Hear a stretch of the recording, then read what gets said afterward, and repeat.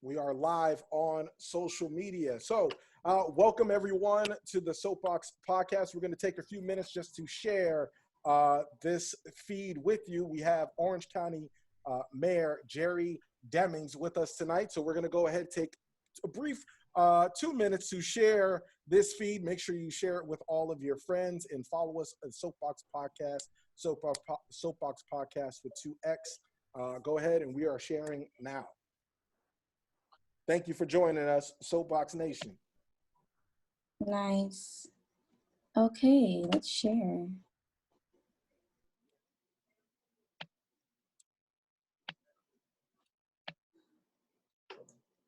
Mm-hmm.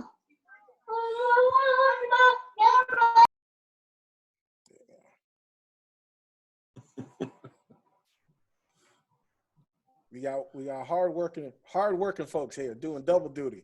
I'm sure you know how it is.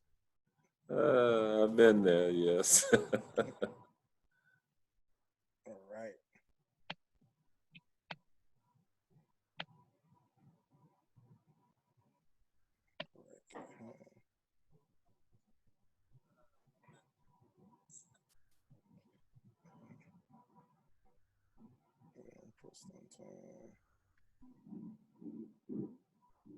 All right, if you're now joining us, we're just taking a brief moment to share the feed to any groups or pages that you may want to engage. We have Orange County Mayor Jerry Demings with us this evening.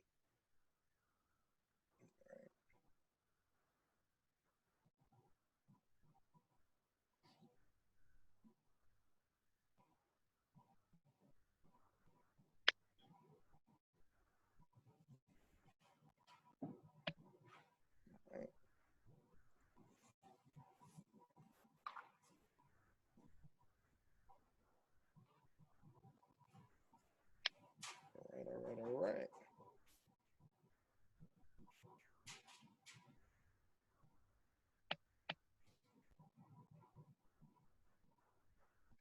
All right, all hearts and minds are clear. Okay, I'm gonna have to. All right. Hey, welcome to the Soapboxx Podcast. I am your host, TJ Legacy, and I am glad to be back here on this episode of the Soapboxx Podcast, episode 32, where we are joined by a very special guest. And before I get to our very special guest, let me, as always, introduce my lovely co-host, all the way from Jacksonville. You know her. What's up, Ish? How you doing, Ish? Hey everybody, how's it going? How you guys feeling today? All right, and we're doing well. Soapboxx Nation is in full effect. Everybody is in the live feed, and we also have Jesse all the way from Boston. What's up, Jesse? What's poppin'? All right, and all the way from Tallahassee, Hampton on the Hill. Y'all know her, and an Orlando native, Jones High Tiger. For those who are watching us, we have Javonni Hampton. Hey everybody, so excited to be here. Yes, and so usually we say we have big, pretty illustrious guests, but this is a little special because this is rated the second most powerful man in all of Central Florida is with us on the Soapboxx. Orange County Mayor Jerry Demings, thank you for being here on the Soapboxx Podcast. Welcome. Thank you, TJ. I'm honored to be here, and I really look forward to doing more of these types of engagements with our community. So I look forward to a spirited conversation and dialogue tonight. Oh, absolutely. You're a very brave man because a lot of elected officials, they say they'll come on the hot seat, the hottest show on Thursdays here on social media, but a lot of them don't accept the invitation because it's hard to connect directly with the people. So I applaud you ahead of time for doing that and taking time out of your busy schedule because we know that you're busy running doing a whole lot. All right. So Yes,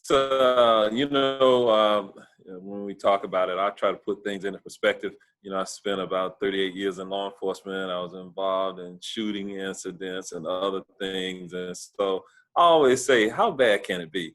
And with these types of situations, nobody's really shooting at me. So, when you're being shot at and all those types of things, you have to put it in perspective. So this is what I enjoy doing. That's right. Absolutely, absolutely. So, as we get started, for those who are watching, Orlando, Florida, took the main stage this week. We had a story come out of Orlando. The body cam footage of Kaia Rolle, 6-year-old Kaia Rolle, was published, and all of the media got to see 6-year-old Kaia Rolle was arrested at her charter school. And this is an incident that happened, for those who aren't familiar with it, this is an incident that happened in September with the Orlando Police Department, but now we're seeing the actual footage of a 6-year-old girl being arrested, pleading for help, asking for help from school administrators. Now, I know that you are no longer within OPD, and I know you're no longer the sheriff of Orange County, but you do have an extensive background in law enforcement, and you are a parent and a grandfather as well. So I wanted to know, what was your first reaction when you saw the body cam footage of that incident? It was saddening and in some ways sickening as well. I spent a full career with the City of Orlando Police Department, and I started out as a patrol officer and was appointed chief of police in 1998 and served as chief of police until I retired. So I spent a full 21 years there with the agency. And I can tell you, it's an agency that I'm very familiar with. And certainly when I was there through the various ranks, it was not authorized for a law enforcement officer, police officer, to arrest a 6-year-old. Typically speaking, the youngest age that officers were authorized to make an arrest was, and it had to be an extraordinary circumstance then, was 10 years old. And that had to be a child who was really very mature and advanced in terms of their socialization skills. But it was really very unusual to ever arrest a child under the age of 12. And so when I saw that, I don't know what happened. I've been retired from the Orlando Police Department for 18 years, spent 10 years after that as the elected sheriff here in Orange County, and been the mayor. This is going into my second year as the Orange County mayor. So when I hear about these stories, it is very disturbing. I have 5 grandchildren, and 4 of them are, children. They are under the age of 18, 4 girls and 1 boy. So I do have, small granddaughters. And so I put myself in the same place that a parent, a grandparent would put themselves in that circumstance. And I think that there were certainly other options, better options for the law enforcement officer other than making a custodial arrest of that child. Yeah, I absolutely agree. I know I'm not a parent. I know I have my nieces and my nephew that I talk about frequently on this podcast, but it's different. Ishna is a parent. Actually, all 3 of my co-hosts are parents. So I wanted to get their quick reaction to when they viewed the video as well. Ishna, what were your thoughts when you initially saw the video? And then we're going to go around the horn with Javonni and then Jesse. Okay, yeah. So just coming from a place of compassion as a mother, listening to the young girl plead to stop and help her was a telltale sign that the officer had gone too far. I do understand it's very important to discipline kids. My daughter, she's 5 years old. She'll be 6 in 6 months, and they need discipline. But there are definitely other options and to handle those in that age group. And an arrest, I think, was going too far. The punishment did not fit the crime as it would be put. And yeah, the girl, I felt for her. I felt sad. I wanted to know what her parents would think, or I believe she stays with her grandmother. Mm-hmm. But her guardian or parent, what they would think watching that, because you could tell that it had gone too far. Yeah. Javonni, what was your thoughts? I know you have, how old is your son? Noble is 2 years old. Okay. So could you, and I And don't, when I saw, yeah. Go ahead. What did you think? What were your thoughts? well, when I saw the video, it just made me really sad. Mainly because I don't think that the 6-year-old was putting anyone in danger at the time that she was arrested. So I didn't see any type of threat, because I'm not saying that all 6-year-olds are just angels, and they probably can be violent and get dangerous. But at the time that she was arrested, she seemed as if she already had calmed down. So I didn't think that there was a need for handcuffs. Of course, we just need more counselors in school and more school officers that are going to understand different situations that young children are in. Yeah. Jesse, I know you have, young boys, and I know you're not in Florida, but I wanted to get your take as a mother. What do you feel like when you see those type of images? What's your first reaction to that? Honestly, I watched the video. Well, I started to watch it and I couldn't finish because it just made me really angry. I definitely feel like the police officer took it way too far. He didn't need to put the handcuffs on her. And just listening to her plead, don't put these handcuffs on me or take them off. It was just really heartbreaking. And like Ishna said, by all means, 6-year-olds are not innocent. Not all of them. I have a 7-year-old and a 2-year-old, and they drive me crazy. But I feel like that was very unnecessary. I feel like different measures could have been taken, and it just made me really angry. Yeah, one of my thoughts was, initially when the report came out in September, Mayor, I thought that the 6-year-old was just, the way it was framed in the media was like she was running amok and she was throwing this temper tantrum and had to be restrained. And so when you see a calm 6-year-old in an office and you see, administrators or adults see, the magnitude of their decision to arrest the 6-year-old, it really makes you angry. What I was very confused about, and I didn't know if you could briefly speak to maybe policy procedures. I know it may have changed in 18 years, but typically Dennis Turner, he was a retired police officer hired at will, and he was terminated because he did not get the authorization for the arrest. However, when you look at the video, you see Officer Ramos who does a physical arrest. So my question to you, in your law enforcement expertise, who is the arresting officer? The officer that physically arrests a person or a suspect, or is it the person who's actually on the paperwork that makes the arrest? Well, it's two issues here. The arresting officer technically is the one who signs the arrest affidavit. However, the officer who takes the person into custody, that could be someone different from the arresting officer. So in the case of this 6-year-old child, sometimes yes, you're right that children can get out of control. At one point in my career, I supervised the school resource officers that were assigned to the schools. And I would hear sometimes from the instructional staff, the teachers, the principals, that it's particularly if a teacher was kicked or injured, seriously injured, they felt that they were the victim. And they would say to the police officer, I'm to me or what have you, and I want this child punished. But then the law enforcement officer, who then has to be somewhat the impartial person in this process, gets to do an investigation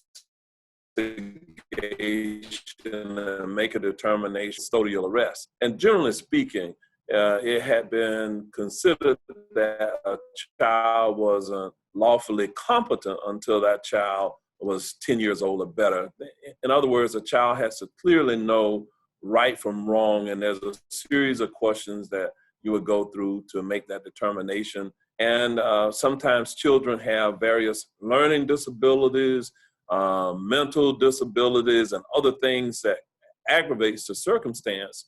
But in the case where the child may be out of control, it may be appropriate to try to restrain the child. But after that child is restrained, sometimes that's to protect the other innocent people, as well as protect the child and from further injury. But once you do that, I think that there are some options in terms of how you deal with that child subsequent to that. And quite frankly, making a custodial arrest on a child that age is to me, I cannot think of any scenario where that really is the appropriate course of action at that point. But we should engage the child and the entire family into really some follow-up assistance where we kind of triage what has occurred to look into what are the systemic issues associated with why the child acted out in the first place. And that requires professionals. And here in the state of Florida, we have the Department of Children and Families that has counselors who are trained to be able to make assessments and then to bring into bear other counseling options, treatment options, et cetera. And that should have been something that ultimately was done in that case. Okay. Ishna, did you have a follow-up question for Mayor Demings? Yeah. So for the families and for the residents in the Orange County and Orlando area who are concerned that these incidents are becoming more frequent, how would you let them know, or what steps would you tell them to take to protect their children, particularly Black children in the community, and letting them know how they can avoid this type of treatment from law enforcement? Well, what I would say to those families is that we depend on the law enforcement officers to keep us safe. And sometimes one bad apple doesn't spoil the entire bunch, but you have to look at the leadership of that organization. In this case, I do understand that the police chief moved relatively quickly and terminated the individual from employment.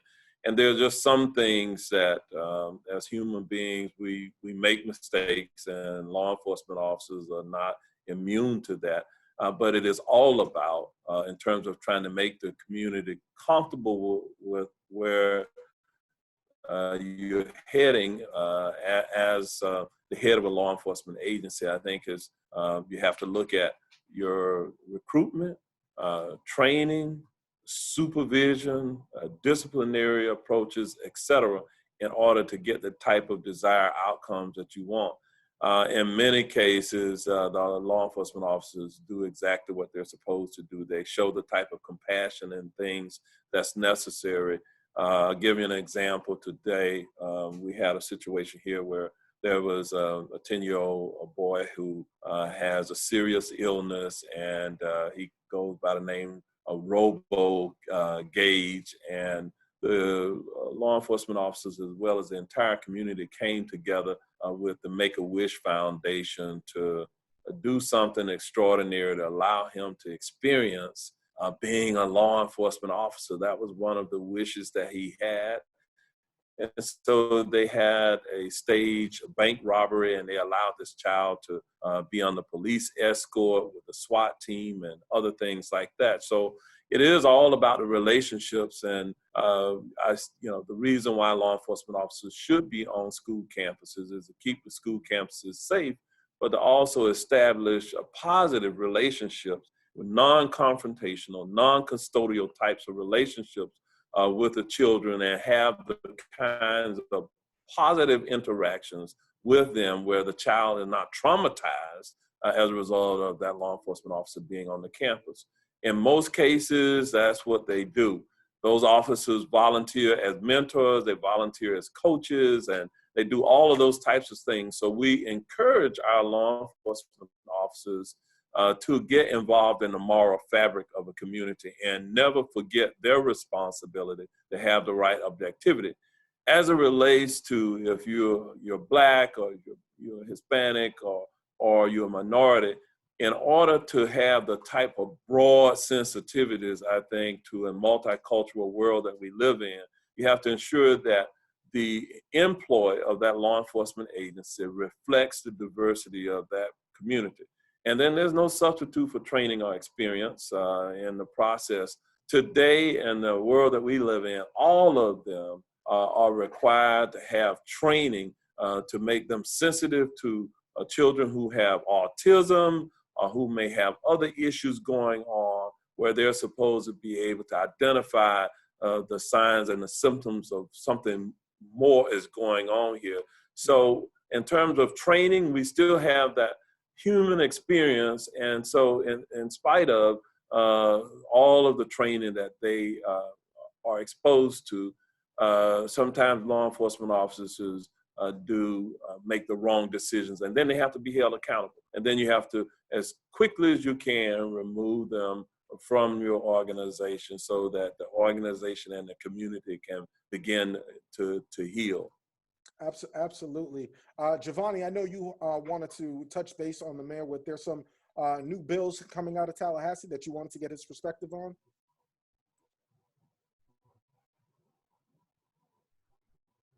Just in general, Senator Bracy, soon after, I think yesterday, he just had a press release saying that there just needs to be a minimum age for arrest. So children under 12 years old will not be handcuffed and walked out of school. So, do you agree with that? And do you think that's the quickest solution, to just put in a minimum age for children to be arrested? Sometimes, there are extraordinary circumstances that occur because you do have to balance out the rights of the victim against the rights of the defendant. But I do believe I believe there should be some minimum age. What the age is, I believe that this is where child psychologists and others need to play a role in helping to make the decision about what that appropriate age is. Sometimes the types of crimes that even children commit can be of such a serious nature until something drastic has to be done.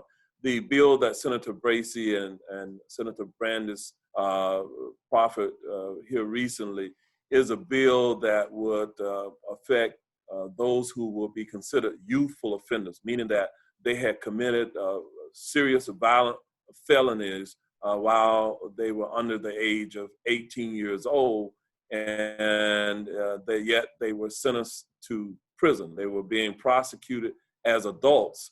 And so that bill talks about individuals who, to date, if you were a youthful offender and you had committed a crime of murder, armed robbery, etc., and you have been sentenced to 25 years or more, there was really nothing in statute that said that should be a second look at the circumstances and the sentence that you received. And so what they're proffering forward is that in circumstances where an individual has not been a reoffender, that in those cases, those individuals, if they were youthful offenders, after maybe serving 25 years, will require the courts to go back and look at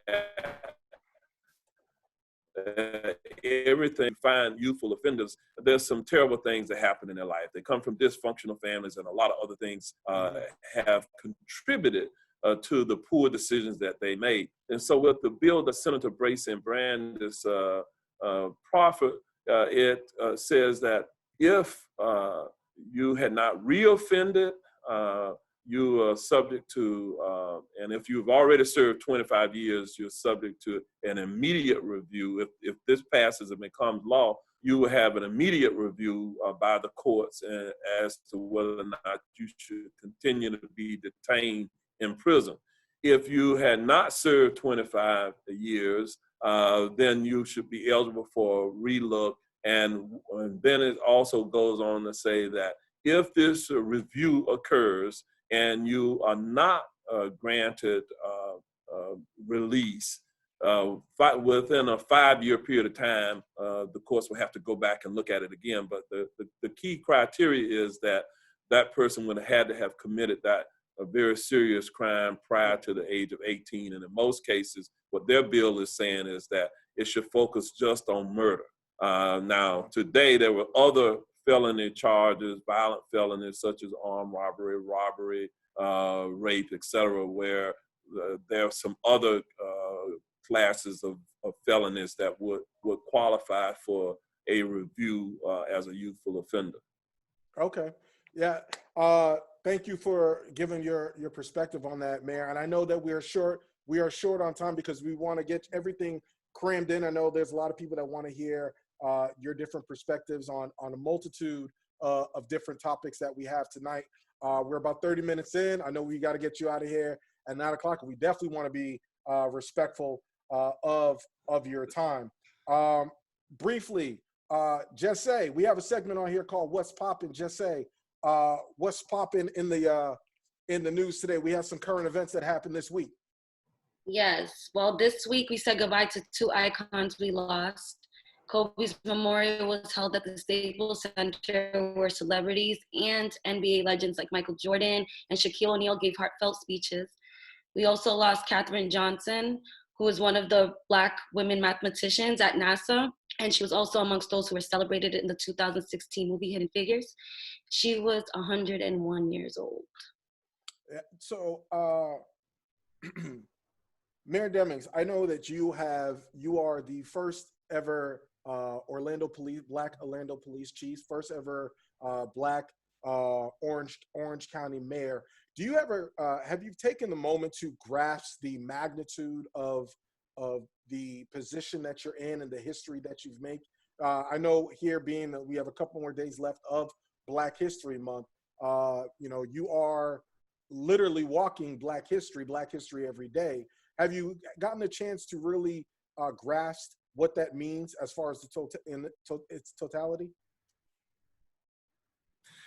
I reflect on my history and the experience of my family and my heritage, and I'm always honored to serve. And whenever I've served in these various roles over time, I always remember that I represent more than just myself. I represent certain professions. I represent my family members, and I represent the legacy of people who struggled before me. In my case, my father is still alive. My father is 97 years old, so he was born in 1922. And my mother lived to be 95. She died a couple of years ago. But they were individuals who struggled. They grew up poor. I am the descendant of slaves, obviously. So my great-great-grandparents were enslaved. My great-grandparents were born free. They were born in the 1870s. My grandparents were born in 1895 and 1897. And so because of the struggles that we've seen over the years, I realized that I have a certain responsibility to act professionally and ethically at any time. So for that, I have chosen to get into the arena and not just to sit on the sidelines, which is really what motivates me to run for public office, to try to influence the things that goes on in our community. And so I encourage others to do the same, to get involved. If you want to see a change, then, as they say, be the change agent. And sometimes it's not always perfect, and as an elected official, a public official, and the things that we do, but we should always strive to work hard to accomplish and bring about the change that we see. And certainly in terms of the unjust treatment of Blacks and other minorities and women over the years, when I see myself sitting in this role, I have the opportunity to influence the the outcomes of various things in different ways today. Absolutely. Okay. Ish, you had a So Mayor follow-up? Demings. Yes, I do. So this is for Mayor Demings. Who are some of your influencers and how have they shaped you as an individual and politician in regards to how you govern today? You know, I've been incredibly blessed. Probably the person that had the most influence on my character development was my mother. My mother, I'm the youngest of 5 children, but I have a twin brother that's 30 minutes older than I am. But my mother was a very religious woman, and she thought that the great leveler for her children was to get an education. And so I be forever beholden to my mother for pushing us to do the best thing that we could do. But over the years, I certainly learned some lessons about hard work from my father, who drove taxi cabs for a living. But I had a minister in my life that was very influential. I've had the privilege to meet some of our civil rights leaders, from Ralph Abernathy to Angela Davis to folk like Muhammad Ali, to Andy Young, to Jesse Jackson, to Rosa Parks.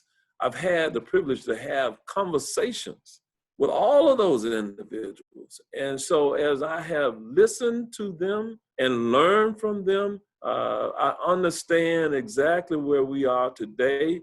While we've made progress, we still got a long way to go because we're working to try to bring about more change as the world changes before our very eyes. So I say that in the work setting, I had people who were role models for me, who mentored me, who were not the same color that I am, who gave me a chance. I certainly had some who I looked up to. Those very first Black police officers here in Orlando, I knew them. One was Belvin Perry Sr., another was G.H. Jones, who these 2 police officers who lived in the community that I grew up in. They were first hired by the Orlando Police Department in 1951. And the very first deputy sheriffs, however, were not hired until 1963. One of them, Louis Crooms, lived in my neighborhood. And so when I was sworn in as the first African-American Orange County Sheriff, Louis Crooms was at my swearing in. And from 1963 to 2008, when I was sworn in, you know, it took 45 years for him to see the person at the top of that agency to be a Black boy who grew up in the neighborhood that he policed and that he lived in at the head of that organization. And so I've been able to pay it forward in terms of the payback to those who struggled before me. Well, Mayor, speaking of paying it forward, I know that there's a big initiative that you have coming on the November ballot that you want to about transportation, right? The sales tax, the penny tax. Yes, sir. The 1 cent penny tax. I see the big smile on your face. So I'm gonna play devil's advocate as I do. Okay, we're barely making. A lot of folks will say I'm barely making a living minimum wage right now. Unlike myself, who's probably rolling the dough. That's not really true. But you're barely making a living wage, and so you're gonna want to raise my taxes. Why? And you say, if not then, if not now, when? Right? But there's a lot of people that are saying, well, why us? Why is it that this burden should be on the people to raise to pass this penny tax? Okay.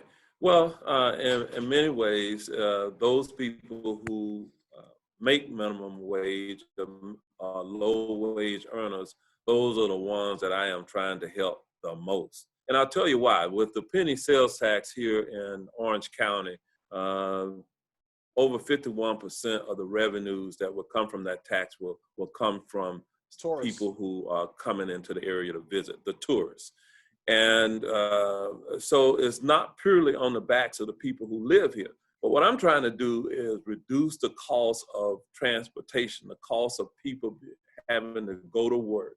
So for those low wage earners who depend on public transit, I am trying to improve the cost of their transit and really reduce the time, the hours that sometimes they waste. We had a young mother here who had a low-wage job working at one of the big box stores. And there was a television reporter that followed her commute to work and from work. And there were days when her commute to work would take her, because she had to take a combination of the bus, and then a Sunrail, and it would take her 3.5 hours.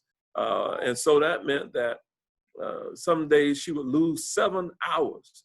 Well, for that mother, if I can cut that commute time down significantly, what I can give her back, what we can give her back, is more time to spend with her family, more time that perhaps she could go to school and learn a job skill that will result in her making a higher wage.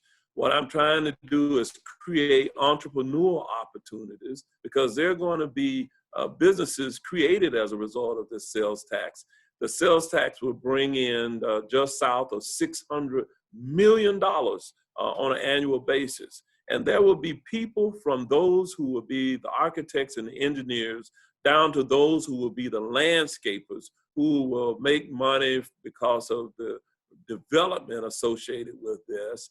There will be people who, if they're wise, will be, if they're construction workers, there will be more construction jobs. There will be a significant economic impact. So we have commissioned an economic impact study, and at the next Board of County Commission meeting on March 24th, we're going to talk to the citizens about it, because believe it or not, because we all would be paying 1 penny in addition on certain goods and commodities that we will purchase. There are some things that are exempt, like prescription medications. Certain grocery items are exempted from this, and certain major purchases were. So what I'm saying is the cost to the average person is likely going to be under $200 on an annual basis, but the savings that they will be able to realize as a result of recapturing that lost time will more than compensate them for that. And we'll be able to do some neat things. We may be able to reduce the price of a bus fare and some other things like that as we move forward. Well, I know but this is why I'm championing this. One of the issues that you discussed as far as transportation is the congestion problem. You know, it seems like we're going to be congested here with all the transportation. We have almost, I believe it's about 1,500 people moving here per week, if I'm correct. Within the metro area, you're correct. 1,500 people a week. So my question would be, if you're trying to, and I saw your town hall. You said that you would like to double. There's a county in Pittsburgh that we have 300 in the fleet here at Lynx as far as buses, and you want to double that, which would, and there's a county in Pittsburgh that has over 700. So wouldn't having more buses on the street, more construction, wouldn't that add to the congestion problem here within our community? No, because we can do some things with the funding, like have bus rapid transit lanes. This is where you will have dedicated lanes for buses where they will move in their own lanes. And of course, that's mass transit. You're moving, we could move several hundred people at one time versus that several hundred people being in 30 cars. Gotcha. So it will cut down on the number of vehicles on the roadway. The reason why people here don't really use the public transit system or the mass transit system is because it's not well connected. It's not convenient. It's not reliable in many cases. And yes, I want us to build out our commuter rail system where we have spurs that come off that main line that primarily runs north and south. Mm-hmm. To where it goes northeast, southeast, northwest, southwest, mm-hmm. so that we can work to get people out of cars. Certainly, it's environmentally friendly because it'll be probably another 20, 25 years that we are still driving primarily gasoline-powered automobiles. We're making that transition to hybrids and to electric vehicles, but it's going to take a while before we're out of that. And that kind of harms the environment. And if we just put everybody in an automobile, we have to continue building roads. And building roads sometimes mean we only have so much real estate. We should be looking at better plans to where people will live closer to where they work and where the housing in those areas is more affordable. So in tandem with the transportation tax initiative, I have advanced the housing for all initiative. And so we're doing some pretty innovative things because we are going to create a housing trust fund where Orange County government is going to put $10 million into it, and it will increase 10% each year for the next 10 years. The goal really is to try to create incentives for builders or developers to build that missing middle and more workforce housing here within the area. We want quality housing. We will use that fund to also buy down some of the rent payments for people who are working but can't afford the payments necessary to live closer to where they work. So we will buy down on their behalf a portion of their rent payments, but maybe up to 2 years, to hopefully allow that person to continue in a job, but maybe get in a job skills development program or go to college or whatever to so that they can increase their earning capacity. Yeah. Well, Mayor, I wanted to get Javonni in there. Javonni, you had a quick thought on with the mayor?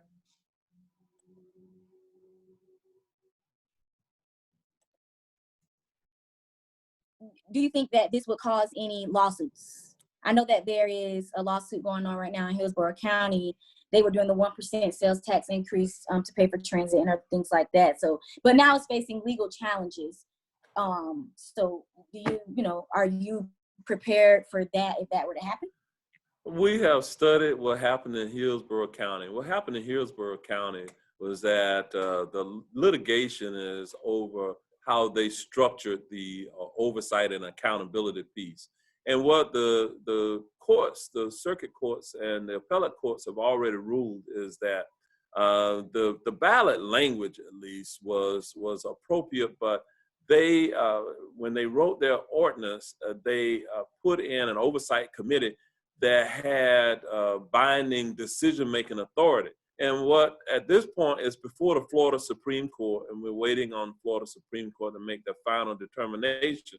But the essence of the lawsuit was that the Board of County Commission, the elected commission, could not delegate its fiduciary decision-making responsibility to others. And by the way they structured the oversight, they had delegated some of their responsibilities. So here in Orange County, we have watched what they have done, and our ballot language and processes will take all of that into consideration. The briefs, the oral arguments have already occurred before the Florida Supreme Court. And sometimes lawyers get a sense of where the court is based upon what they hear the justices say when the oral arguments are done and the way they question things. And so we have kind of a body of knowledge that we've learned from that. So I believe that what you would see us put on the ballot in November of this year will be something that will withstand the Florida constitutional muster, as well as something that hopefully the citizens of Orange County think is beneficial. The other problem is if we do nothing, our congestion is just going to worsen. Well, I have, Mayor, you talk about, I know you're a pretty optimistic guy. You want to, you talk about building together and innovation for the future. But this has happened. These type of taxes have happened in Volusia County. This has tried to happen in other counties such as Osceola, where these initiatives have failed. These proposals have failed. So what is the plan for if this doesn't pass? Let's think about that. I know you're someone who is astute and you have plan A, B, and C, and you're confident. But what's your plan for if it does not pass? Well, first off, the approach that we have used here in Orange County is totally different than the approach used in Volusia County and Seminole County. They didn't really go to the citizens first and get their input before they developed a plan. In this case, rather than us sit in the confines of our county or city halls, we went to the people. So the plan that we have developed is a plan that the citizens have given us the input from. Now, I fully believe that we're likely going to pass this. Now, I have done personally 163 different presentations publicly now on this matter, collectively with our staff, over 200 community engagement efforts. And so we've been everywhere talking about this.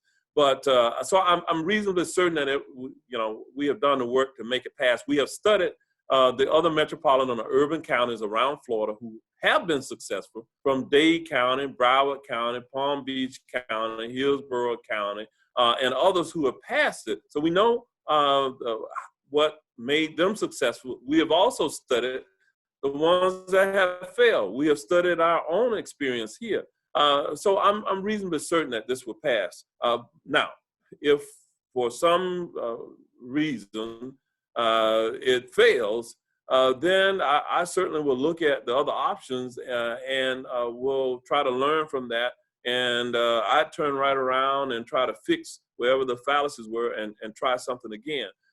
Every other methodology to be able to address the housing, address the transportation issues here in our community will put the burden of the solution solely on the backs of the people who own property here. And that would be a property tax increase. I am not advocating that we increase property taxes because I know that for poor people who rent property and other things, that cost would be passed on to them and they would be the ones paying for it. So in this case, because we have 51% or better of the tax that is being paid by someone else, by the tourists who are coming here, I think it strikes the right balance. But I would punt and go back and look again at all of our different funding opportunities and look to trying to address it, slowly. If this tax, the thing about this tax, we could, in order to have the solutions needed, it's anywhere from a $13.5 billion expense to a $17.9 billion expense to prepare us for well into the future. And so only the sales tax can produce enough revenues to do that. If we have to retreat, if it fails, then I'll have to look at some other options that will bring in far less money. And that means that before we can adequately address it, it will take a far longer period of time, rather than perhaps a 10 to 20 year period of time to address this. We'd be looking at a 50-year period of time. And during that period of time, things will continue to worsen. Well, hopefully everyone here who's listening, who's watching, they will look and say and make their decision, and hopefully they do their due diligence, because we want educated voters. We also want informed voters as well, heading into the poll to make an educated decision that impacts their community. So, Mayor Demings, we have a segment here on our podcast called The Cypher. And this is, are you familiar with freestyle rap battles? I've seen them, yes. Okay, all right. So I'm not gonna ask you to rap. However, I'm gonna put 6. I know we're pressed for time. We got about a little less than 15 minutes with you. But we're gonna ask you some rapid fire questions. I'm gonna put 1 minute. I have 1 minute on my clock, and so we're gonna ask you some questions, and we're gonna see if you can freestyle and show your political skills. Is that cool? Hey, I'm good with it. All right. First up, definitely there was in 2019 there was a big vote with that had to with housing and affordable housing and the universal vote for the expansion of Kirkman Road as well. And so there was a four to three vote. So Javonni, you had a question for the mayor on the vote. I know it was controversial. There was organizers some were protesting, some were for it. So it's a lot of controversy, but the vote was 4-3, and the mayor was the deciding vote. Well, I don't really have a personal opinion about it, but I just want to know, what is the premise of your decision based off the way you voted? Okay, the road in question, the Kirkman Road extension is a county road. That means it's owned by the people. And because of all the tremendous growth that we've had over time, that road needed to be expanded. The question is, how are we going to pay for it? Universal Studios came to us and said, hey, we have a project, a $2 billion project that would be put on our tax rolls that would bring in additional tax revenues and 14,000 jobs that we want to put out in the corridor. So it was going to exacerbate a problem that we already had. So what we said was, okay, Universal, if you do that project, you're going to have to contribute to the cost of the road. And they decided to do that. So they will build the road, and then we will reimburse them a portion, about a third of the cost of the road. So it's our road, though. They're basically contributing to the road that Orange County was going to have to build and expand either way. Okay. Nice. Okay. That was a lot better. A little over a minute, but you're getting better. You're getting good. Well, hey, the question you asked took a minute to ask me the question. You're right. That's fairness. Well, okay, I have a question. This is a more direct question. What do you say about people who look at that vote and say, "Oh, there we go. We have corporate interests influencing lawmakers again and politicians." My question to you is: do you think that there's too much corporate influence on politicians and policies? There's no question that corporations who have money, they influence certain things. They don't influence me, because in that case, what the public didn't know was behind the scenes, I was negotiating with them to give us land for housing so that we can build workforce housing closer to where those new projects are going to be. They also gave us some land to build a multimodal system. So you have to look at the big picture. So sometimes things are not always as they appear. But I just want to reassure the public that I am going to work vociferously to the good of our entire community. And I don't worry about re-election. I'm just going to try to make the best decision on behalf of all of our people.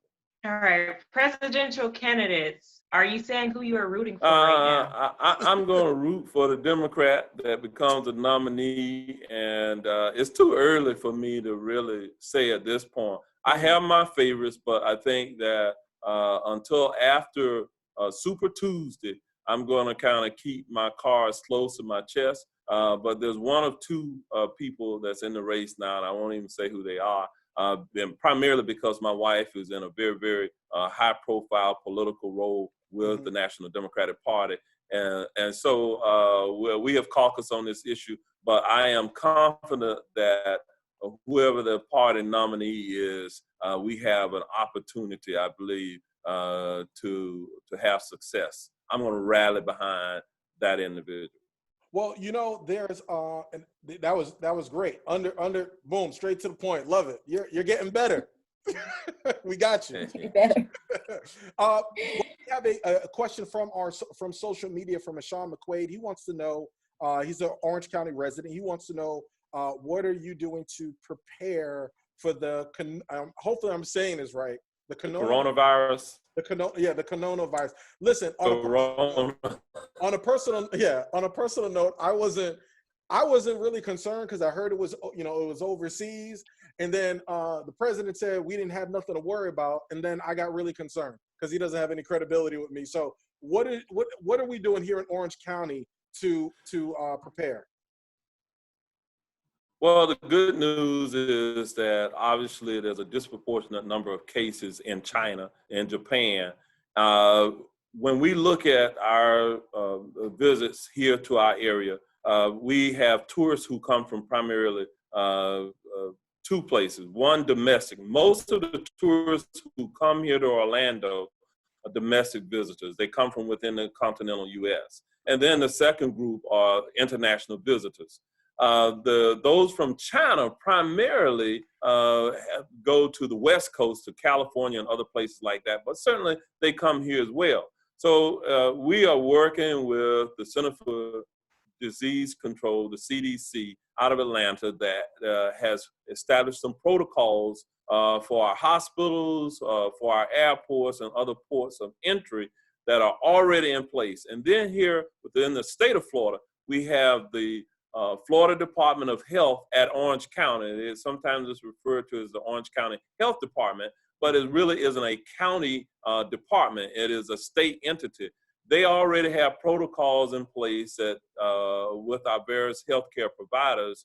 And then we have within Orange County government, I have a health services department. And so I have directed my staff to work very closely to do monitoring. We don't have any cases, known cases at this point within Orange County. Which is good. The cases seem to be on the West Coast, and they will certainly try to, I think, isolate those who have been determined to have the illness there. Fortunately, a pandemic isn't something that lasts years. It lasts a matter of months, and it's already been out there for a month or a month and a half or so. And so the belief is that if we can get through maybe another month, a month and a half, akin to the flu season, that we, for this period of time, would have weathered the storm, because there are entities within the CDC that is working, doing some experimental stuff now with vaccines to be able to counter the pandemic, that we're seeing across the world. So if it comes here, I think there's a remote possibility of that. I say remote because we have no indication that it will. But if it does, from the point that they will hit the ground here, those individuals will be quarantined and isolated to keep it from spreading further. But most, as I said, most of our tourists come here, they're domestic visitors, so they're not coming from China and Japan.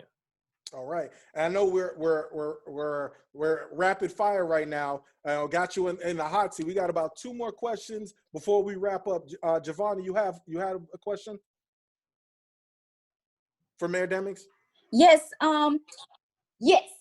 Okay. So I know that right now there's also legislation that's going around to try to give money to descendants of people who died in the Y'Keal riots incident way back in the 1920s.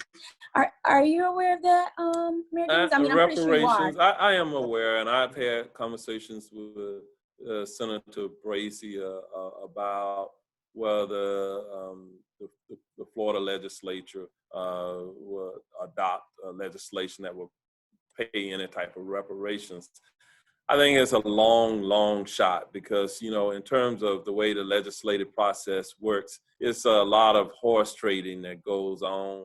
And quite frankly, there does not seem to be the momentum within Tallahassee to see reparations, paid at this point. But last year we participated in the erection of a monument to July Perry, who was one of the individuals that was killed, massacred in the Y'Keal area. And so at the Orange County History Museum here, there is a monument erected in his honor. And just this past Friday, there was a monument erected in Lake County for the Groveland Four, that Senator, former Senator, now State Representative Geraldine Thompson had been one of the champions to try to bring about some justice there. So these things are moving forward in our community. We are still trying to heal from the hundreds of years of people who were treated unjustly.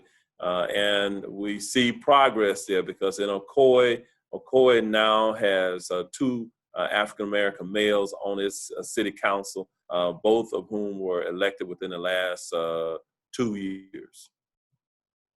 Wow. Well, Mayor, there's something that we have, and we want to be respectful of your time. We definitely thank you for being on here. But before we go, there's something we'd like to say here on the Soapboxx Podcast. Before we let you go, we call it the moral of the story, which is basically how do you summarize this, or it will be your opportunity to say something to the constituents. So I'm going to start with Ish, so she can kind of give you a taste of what it's like. Ish, what's your moral of the story for this episode? For this episode, my moral of the story is to get out and vote and make a difference. Protect yourselves from that virus. Wash your hands. Cover your if you're coughing and sneezing, cover your face, and be kind to children, please. Give the appropriate discipline for them. Like, don't go too far. They're babies. Have more compassion than strictness. And yeah, that's it for me. All right. And, Javonni, what's your moral of the story? Moral of the story for me is definitely citizens' voices are being heard, and Mayor Demings was definitely a testimony to that today, as we are citizens and his constituents. And I will also just say the other moral of the story is to make sure that you know your rights and that you use them, and parents stand up for your children. All right, and Mayor Demings, everybody give a round of applause for Mayor Demings for joining and on the Soapbox. It's been an honor. Thank you for the opportunity. Hey, I got the moral of the story. You want me to tell you what it is? Go Hey, ahead. the moral of the story is do the right thing, not necessarily a popular thing. Do the right thing, honestly. I'm attesting to that. And so my moral of the story. Necessarily the popular thing. No, I like that. So my moral of the story is continue to engage the people in the community. I did not get to ask you, because I'm a bachelor and I know you're successfully married. I don't know how long have you been married? 32 years. 32 years. So I know for the Yes, bachelors, sir. I know, what is a Valentine's Day? I wanted to know that. What does a Valentine's Day look like for a mayor who's in Orange County, and then you have Congresswoman Demings, she's in DC, and you're 32 years. How do you keep it fresh? Give the fellas in the Soapbox Nation some advice. What's your secret sauce? What's your advice to the fellas out here? It's real simple. You won't have any peace in your house unless mama is pleased. So for me, I had to fly to Washington, D.C. On Valentine's Day. So you were and then we flew back on the 15th. So my moral of the story is, hey, get your paper right. Make sure that you engage. We want educated voters. Thank you, Mayor Demings, for joining us. I think that's definitely hilarious. You're welcome back anytime. I know you have a busy schedule. Anything that comes down the pipeline on a serious note, and you need a platform to speak directly to the people, the Soapboxx Podcast is a resource, not only to politicians, specifically politicians of African-American descent, because this is independent media. Not a lot of times do politicians get an opportunity to engage directly with the people, but really answer questions from your perspectives on the various different issues. So that's the reason why we created this platform. I'm honored to not only have you here as our guest, but to be surrounded by strong women like Ishna, like by Jesse, by Javonni, and my homeboy Alan, who's also in his absence, who's another co-host who's in New York. So we're growing, we're here, and we thank you for the opportunity here on the Soapboxx Podcast. All right. Where can they find you on social media, Mayor, before we let you go?